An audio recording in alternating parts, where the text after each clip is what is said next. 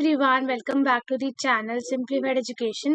तो CBSE 2025 boards के exams बहुत ही नज़दीक है और आज की इस वीडियो में हम देखेंगे कंप्लीट बायोलॉजी स्ट्रैटेजी कि अगर आप जीरो पर हो तो आप आज से पढ़कर या कल से पढ़कर भी you can even score 95% plus. ठीक है, सो स्टार्ट करते हैं without wasting any further time. आपसे यही रिक्वेस्ट है, अगर आप इस चैनल पर नए हो तो चैनल को सब्सक्राइब कर लेना, वीडियो को लाइक कर देना और जितने भी अपने आपके फ्रेंड्स हैं जो इस साल 12th के बोर्ड्स दे रहे हैं उनके साथ इस वीडियो को जरूर शेयर करना। So without wasting any further time let's get started. Okay, so biology की जो यूनिट्स हैं वो कुछ 5 यूनिट्स में मेजरली डिवाइड होती है। That is unit 1 reproduction, unit 2 genetics and evolution, unit 3 human welfare, unit 4 biotechnology and unit 5 is ecology. Now you have to understand this one thing कि कुछ टॉपिक्स हैं जो बहुत ज्यादा कॉन्सेप्चुअल है, मतलब जो आपको समझने ही पड़ेंगे, बिना समझे आप वो नहीं कर सकते। ठीक है, यू नीड समवन जो आपको वो टॉपिक समझा सके। और कुछ टॉपिक्स ऐसे हैं जो कि समझने के नहीं है, जो कि एग्जाम में स्ट्रेट फॉरवर्ड क्वेश्चन आता है तो आपको सिर्फ उसको याद करना है। ऐसा नहीं है कि याद आप कर रहे हो, रट्टा मार के याद कर रहे हो, नहीं, उसमें भी एक अंडरस्टैंडिंग लगती है, but the main motive of that topics is कि वो आपको याद करने हैं। सो आज की इस वीडियो में मैं आपको टॉपिक्स भी बता दूंगी कौन से कॉन्सेप्चुअल हैं और कौन से जो है रिमेम्बरिंग के हैं। सो स्टार्ट करते हैं। सबसे पहली यूनिट है हमारी रिप्रोडक्शन, जिसमें कि 3 चैप्टर्स आपके आते हैं। That is sexual reproduction in flowering plants, human reproduction and reproductive health. तो इसमें जो टॉपिक्स है जो आपको कॉन्सेप्चुअल हैं, जो आपको समझने हैं, that is your oogenesis, spermatogenesis, ठीक है, your microsporogenesis, your megasporogenesis, your double fertilisation, your I would say pollination. So these are some of the topics that you need to understand. अगर ये टॉपिक आप अंडरस्टैंड नहीं करोगे तो you will not be able to attempt the question जो इस basis पर आएगा। अब माइक्रोस्पोरोजेनेसिस आप बोल सकते हो कि मैं इसको याद कर लेता हूँ, लेकिन कभी कभार बोर्ड्स में क्या होता है, कोई घूम फिरा के क्वेश्चन आ जाता है कि अगर एक पोलन मदर सेल है, इतने पोलन बना रही है, तो इतने मदर सेल कितने पोलन बनाएगी करके बहुत क्वेश्चन घुमा फिरा के आपको देता है। तो अगर आपने कॉन्सेप्ट नहीं समझा होगा तो आप आंसर नहीं कर पाओगे।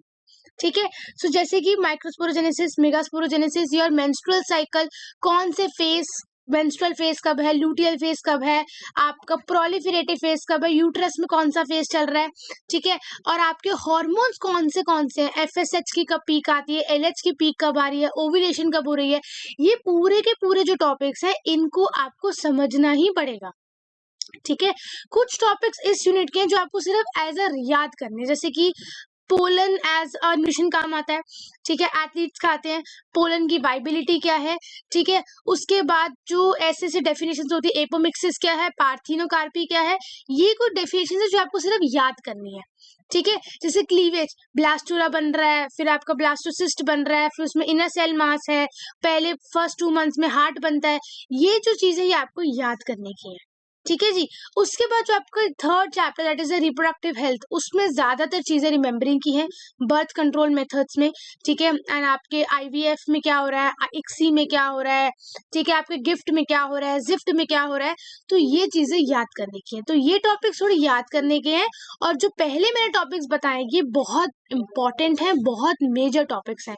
रिप्रोडक्शन यूनिट से अगर मैं बोलूँ तो मुश्किल से मुझे लगता है 15 नंबर तक का जो है क्वेश्चंस बनते हैं, जिसमें से मेजरली क्वेश्चंस ये होते हैं, oogenesis एक्सप्लेन करो, आपके मेंस्ट्रुअल साइकिल का ग्राफ एक्सप्लेन करो। एंड मेंस्ट्रुअल साइकिल एक ऐसा टॉपिक है जिसपे आपको जो एग्जामिनर है वो आपको ग्राफ दे देगा मेंस्ट्रुअल साइकिल का, जो एनसीईआरटी में बहुत बड़ा सा ग्राफ बना हुआ है, और आपको बोलेगा कि इस ग्राफ में 14th डे पे जो हार्मोन को जो पीक आपको दिख रही है कौन सा हार्मोन है। ठीक है, उसको ए लेबल कर देगा, आइडेंटिफाई ए, उसका एक फंक्शन बताओ। उसके बाद ये जो हार्मोन है जिसकी डबल पीक आ रही है, ये हार्मोन कौन सा है। ठीक है, ये प्रोलिफरेटिव फेज कहाँ हो रहा है, यूट्रस में हो रहा है या ओवरी में हो रहा है। तो ऐसे करके जो एग्जामिनर है वो आपसे घुमा फिरा के सवाल पूछता है जो टॉपिक आपके कॉन्सेप्चुअल होते हैं। ठीक है।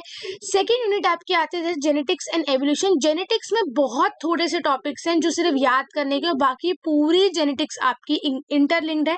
जेनेटिक्स बहुत इंपॉर्टेंट है, not in the from the 12th point of view, बल्कि आगे अगर आप MBBS या BSc भी करते हो तो जेनेटिक्स का बहुत मेजर रोल है। जेनेटिक्स का आपके एग्जाम पॉइंट ऑफ व्यू में भी बहुत बड़ा रोल है। एंड जेनेटिक्स एक बहुत इंटरेस्टिंग सी यूनिट है। अगर आप इसको समझना चाहोगे तो बहुत इंटरेस्टिंग है, अगर आप रट्टा मारने की कोशिश करोगे तो जेनेटिक्स बिल्कुल भी समझ में नहीं आएगी। ठीक है, तो जेनेटिक्स में से टॉपिक्स में बताओ, मोनो हाइब्रिड क्रॉस क्या उससे हुआ, डाई हाइब्रिड क्रॉस कैसे हुआ, रेशियो क्या आई, ड्रोसोफिला मिलानोगास्टर के जो एक्सपेरिमेंट्स थे उनका क्या इंटरप्रिटेशन निकला। ठीक है, सेक्स डिटर्मिनेशन में अगर मैं बोलूँ थोड़ा बहुत हनी बी का कि कैसे क्या हुआ, ये थोड़े कॉन्सेप्चुअल वाले हैं। कुछ अगर याद करने के अगर मैं बोलूँ तो जैसे डिसऑर्डर्स हैं, ठीक है, वो थोड़े बहुत आपको याद कर या पढ़ते हैं कि ऑटोसोमल कौन सा है, ये कौन सा है, वो कौन सा है, सेक्स लिंक कौन सा है। ठीक है, उसके बाद जो एक टॉपिक है जो आई थिंक बहुत ज्यादा concept, that is pedigree analysis. Pedigree analysis topic बहुत इंपॉर्टेंट है और हर साल ये एग्जाम में आता है।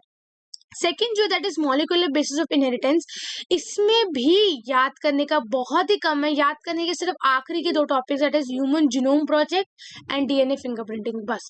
उसके अलावा ट्रांसक्रिप्शन, DNA रेप्लिकेशन, ट्रांसलेशन, लैकोप्रोन, आपके जितने भी एक्सपेरिमेंट्स है, ग्रिफिन के एक्सपेरिमेंट्स है, जो भी पूरे एक्सपेरिमेंट्स है सारे के सारे समझने के। ग्रिफिन का एक्सपेरिमेंट समझ में नहीं आएगा, अगला एक्सपेरिमेंट समझ में नहीं आएगा।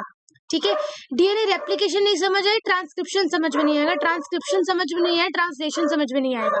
इसीलिए बहुत ज्यादा ये चीजें जो है ये इंटरलिंक्ड है। ठीक है, उसके बाद अगर मैं बात करती हूँ एवोल्यूशन की, एवोल्यूशन में ह्यूमन एवोल्यूशन हुआ, थ्योरीज ऑफ एवोल्यूशन है, सब कुछ याद करना है। सिर्फ और सिर्फ डार्विन थ्योरी, अडैप्टिव रेडिएशन क्या होता है, होमोलोगस एनालोगस ऑर्गन क्या होते हैं, ये थोड़ा बहुत समझने का, लेकिन evolution is mainly about the learning. ठीक है, तो बायोलॉजी में हमेशा रट्टाफिकेशन नहीं होता, कुछ टॉपिक्स जो मैंने अभी आपको बताया वो सिर्फ आपको समझने वाले हैं। ठीक है, लैकोप्रोन बिल्कुल आता है एग्जाम में। ठीक है, लैकोप्रोन जरूर आता है एग्जाम में, तो लैकोप्रोन बिल्कुल मत छोड़ना। ठीक है, उसके बाद अगर मैं बोलूं लैकोप्रोन के अलावा अगर मैं बोलूं तो ट्रांसक्रिप्शन आता है, ट्रांसलेशन आता है, DNA रेप्लिकेशन आता है। और कभी कभी क्या होता है, आपको वो एक NCERT का एक डायग्राम दे देता है और उसमें से आपको बोलते हैं कि आइडेंटिफाई करो ये कौन सा है, ये क्या है, ये कौन सा अमाइनो एसिड बना इस ट्रांसलेशन से, ये। ठीक है, तो ये आपके लिए बहुत ज्यादा जरूरी है। एवोल्यूशन का मैंने बता दिया। नेक्स्ट आता है that is let's come to the human health and welfare. तो ह्यूमन हेल्थ की अगर मैं बात करूँ तो ह्यूमन हेल्थ में malaria cycle, AIDS and cancer को छोड़कर बाकी जो चीजें हैं वो याद करने वाली, जैसे कोई बीमारी है, टाइफाइड है, आपका एलिफेंटाइटिस है, तो ये कौन सा कॉजेटिव एजेंट कॉज कर रहा है, सिम्टम्स क्या है, तो बेसिकली थोड़ा थोड़ा सब कुछ। ठीक है, अगला जो आपका माइक्रोब्स एंड ह्यूमन वेलफेयर है, उसमें सिर्फ सीवेज ट्रीटमेंट आपको समझने का है, बाकी सब कुछ रट्टा मारना है। ठीक है, कि नाइट्रोजन फिक्सिंग बैक्टीरिया कौन से हैं, स्विस चीज कौन सा बैक्टीरिया बनाता है, तो ये आपको माइक्रोब्स में याद करना है। ठीक है, नेक्स्ट यूनिट हमारी आती है biotechnology, very important and extremely my favourite unit biotechnology. Biotechnology के दोनों chapters are very interlinked. Biotech की अगर प्रिंसिपल्स या प्रोसेस समझ में नहीं आएगी, बायोटेक्नोलॉजी की एप्लीकेशन नहीं समझ में आएगी। तो दोनों ही यूनिट बहुत जरूरी है और दोनों में कुछ भी रट्टा मारने का नहीं है, पूरी की पूरी 2 यूनिट समझने की है। एक बार अगर दोनों यूनिट समझ ली तो उसके बाद इस यूनिट में आपके नंबर कोई नहीं काट सकता, क्योंकि इस यूनिट से जो क्वेश्चंस आते हैं वो बहुत कॉन्सेप्ट पे आते हैं, और जिस बच्चे को कॉन्सेप्ट पे अच्छी ग्रास्पिंग होगी वो आराम से इसका आंसर दे देगा। ठीक है, उसके बाद अगर मैं बात करती हूँ दैट इज और इकोलॉजी। इकोलॉजी की बात करती हूँ तो ऑर्गेनिज्म एंड पॉपुलेशन में सिर्फ पॉपुलेशन आनी है, थोड़ा समझने का, थोड़ा रट्टा मारना है। इकोसिस्टम एंड जो बायोडाइवर्सिटी है लर्निंग करने का है। ठीक है, बायोडाइवर्सिटी में कितनी स्पीशीज हैं, कौन सी हैं, कितने हॉटस्पॉट्स हैं, कितने बायोडाइवर्सिटी, ये सब आपको याद करना है। सो बेसिकली जो कॉन्सेप्ट की जो आपकी यूनिट है जो बहुत इंपॉर्टेंट है, जो आपको समझने वाली है, that is unit 1, unit 2 and unit 4, that is reproduction, genetics and evolution and आपकी इकोलॉजी। ये 3 यूनिट है आपकी जो बहुत ज्यादा समझने वाली है। ठीक है, इसमें रट्टाफिकेशन बिल्कुल भी नहीं चलेगी, तो आपको बेसिकली चीजें समझ में आ गई कि क्या मैंने रट्टा मारना है, क्या मैंने याद करना है, क्या मैंने समझना है। ठीक है, अब मैं बताती हूँ कि स्ट्रैटेजी से हम कैसे चल सकते हैं। सबसे पहले आप वीडियोस देखो। ठीक है, प्रोबेबली आप 1 शॉट वीडियोस देख सकते हो, लेकिन थोड़ी सी डिटेल्ड वाली देखना। तो मैंने पूरी बायोलॉजी जो है पूरी करा दी है, that is from unit 1 to unit 5 in complete detail in just 5 hours. You can watch that video, वो वीडियो बहुत हेल्पफुल रहेगी आपके लिए, वो वीडियो जरूर देख लेना। तो इससे आपका जो है एक बारी तो आपका शायद से एक बार आपका सिलेबस कंप्लीट हो जाएगा। तो आप वीडियोस देख सकते हैं। उसके बाद वीडियो जब आपने देख ली, दूसरा चीज आपको NCERT line by line read करनी है। वेरी इंपॉर्टेंट, बायोलॉजी में you need to read the NCERT. अगर एनसीईआरटी रीड नहीं करनी है तो आप, ये मेरे नोट्स हैं, ठीक है, ये भी पूरे एनसीईआरटी से ही बनाए गए हैं, आप इनको रीड कर सकते हो, ठीक है। But you need to read, without reading आप एक्सपेक्ट नहीं कर सकते कि आपको चीजें याद हो जाए, तो आपको रीडिंग तो जरूर करनी पड़ेगी, ठीक है। उसके बाद कोशिश करो कि अपने शॉर्ट नोट्स आप बनाओ अपने हाथ से, समझ समझ के, जैसे जैसे टॉपिक कंप्लीट करो वैसे वैसे उसके आप नोट्स बनाओ, सो दैट आपको भी समझ आए कि आपको अंडरस्टैंडिंग हुई है नहीं हुई है। उसके बाद जो बड़े टॉपिक्स हैं, जो कॉन्सेप्ट वाले, oogenesis एक बहुत बड़ा टॉपिक है, उसको बार बार रिवाइज करो, बार बार। क्यों? कि वो टॉपिक थोड़ा सा टफ है, तो हो सकता है एक बार में समझ ना आए, उसके बाद दूसरी बार में थोड़ा सा समझ आए, फिर तीसरी बार में और अच्छे से समझ आए। तो बार बार टॉपिक को रिवाइज करना, स्पेशली जो बड़े बड़े टॉपिक्स है, वो टॉपिक्स भी मैं आपको बता दूंगी कि ये डायमंड टॉपिक्स है, ये तो आएंगे ही आएंगे, यानी कि वो टॉपिक जैसे 70% पेपर बनता है, वो मैं आपको बता दूंगी, ठीक है। उसके बाद वो चीजें याद करो जो याद करने वाली है। अब बायोडाइवर्सिटी में जब आप डेटा लिखोगे कि इतने इंसेक्ट्स हैं, इतने प्लांट्स हैं, इतने एनिमल्स हैं, that you need to revise on a daily basis, so that वो डेटा आपको याद हो जाए। अब डेटा से देखो क्वेश्चंस ऐसे लॉन्ग नहीं आते हैं, लेकिन एक नंबर में पूछ लेते हैं कि इतने इंसेक्ट कितने परसेंट है, लास्ट ईयर आया था, मैं बता देती हूँ, ठीक है। उसके बाद अगर मैं बात करूँ डायग्राम्स की, कोशिश करो डायग्राम, जो डायग्राम आपको लगता है एग्जाम में आ सकता है वो डायग्राम से बनाने का ट्राई करो। हर एक डायग्राम इंपॉर्टेंट नहीं है। जैसे सेक्सुअल रिप्रोडक्शन प्लान में मोस्ट इंपॉर्टेंट डायग्राम पता है कौन सा आपका? That is a double fertile जब जायगोट बनता है, 3 एंटीपोडल, 2 सिनर्जिड्स, एक सेल, ये वाला जो डायग्राम है ये बहुत इंपॉर्टेंट है of the sexual reproduction flowering plants. बाकी जो डायग्राम्स है वो ज्यादातर यूनिट 1 से ही है, जैसे male reproductive system, female reproductive system, menstrual cycle, ठीक है, ये सब है। मेमोरी ग्लैंड्स का डायग्राम, तो ये आपका डायग्राम्स का है। उसके बाद सैंपल पेपर प्रैक्टिस करो एंड प्रीवियस ईयर प्रैक्टिस करो। कितने साल के? मिनिमम 5 से 6 साल के कर सकते हो। जब क्वेश्चन आपको लगे बहुत रिपीट हो रहे हैं तो फिर बंद कर देना, ठीक है। उसके बाद डीयू अपना एक प्रैक्टिस पेपर रिलीज करता है, ठीक है। उसमें डीयू ना एक हॉट क्वेश्चन रिलीज करते हैं, हाई ऑर्डर थिंकिंग स्किल्स। वो क्वेश्चंस होते हैं जो आपका दिमाग घुमा देते हैं, वो बिल्कुल भी स्ट्रेट फॉरवर्ड नहीं होते हैं। वो ऐसे होते हैं जैसे आपको बोर्ड्स तो कैसे क्वेश्चन पूछता है कि आईवीएफ क्या होता है, लिख दो बस।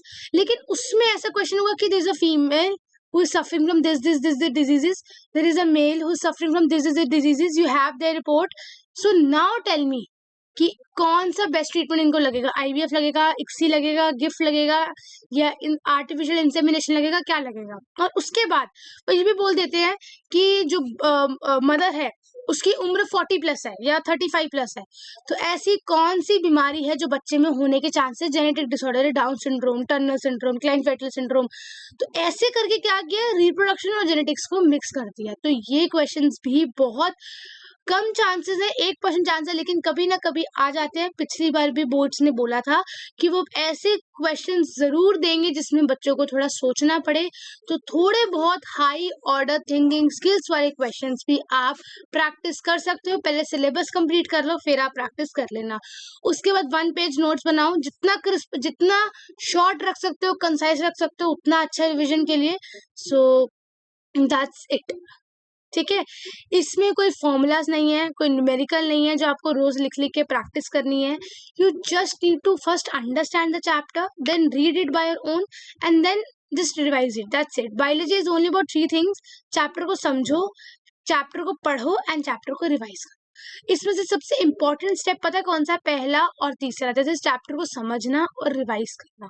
रिवाइज करना बहुत जरूरी है, अगर आप रिविजन्स नहीं करोगे तो चैप्टर भूल जाओगे। सो रिविजन्स करना बहुत जरूरी है। उसके अलावा मैं पूरी की पूरी प्लेलिस्ट की जो लिंक है वो डिस्क्रिप्शन में डाल दूंगी, ये नोट्स की पीडीएफ में डिस्क्रिप्शन में डाल दूंगी, वहां से जाकर आप प्लीज एक बार से सिलेबस कंप्लीट करो।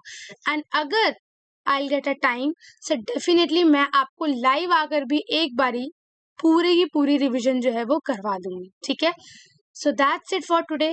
होप आपको वीडियो अच्छी लगी हो। तो ये जो टॉपिक्स है जो मैंने आपको बताए हैं स्टार्टिंग में, कौन से कॉन्सेप्चुअल हैं, कौन से आपके लर्निंग के हैं, वो सारे टॉपिक्स मैं आपके टेलीग्राम पे डालूंगी, तो टेलीग्राम से डाउनलोड कर लेना। ये नोट्स भी टेलीग्राम पे आएंगे, टेलीग्राम से डाउनलोड कर लेना। चैनल पर अगर नए हो चैनल को सब्सक्राइब कर लेना। एंड यस, बहुत जल्दी केमिस्ट्री की स्ट्रैटेजी भी आएगी। So till then take care Thank you so much and bye bye. Lots of love. Take care.